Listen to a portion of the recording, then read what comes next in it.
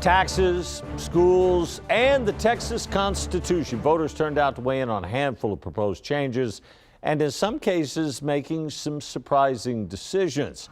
Erica Zucco joins us now with a look at the choices voters made at the polls. Erica, good morning.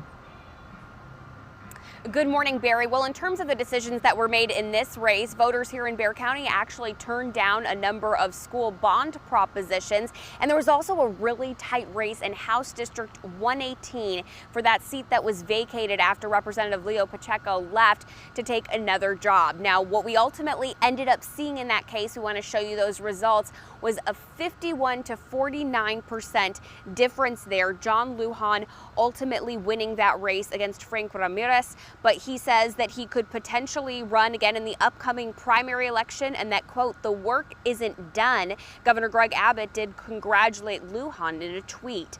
Also in Bexar County, school districts asked voters to approve a number of bond issues, but most of those failed. East Central ISD voters ultimately voted against. Judson ISD's school bond proposition also failed, as did Southside ISD's. Southside ISD, for example, planned to use that money for projects like HVAC repairs, plumbing systems, and child nutrition equipment. Now, Comal County voters, meanwhile, they overwhelmingly approved all of the constitutional amendment propositions.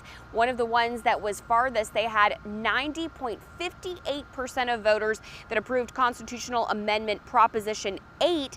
That authorizes property tax exemptions for surviving spouses of military members fatally injured in the line of duty. Now, Comal County voters also approved school bonds for New Braunfels ISD district improvements and technology, but they did turn down a proposition that would have funded a new stadium and press box. Back to you guys.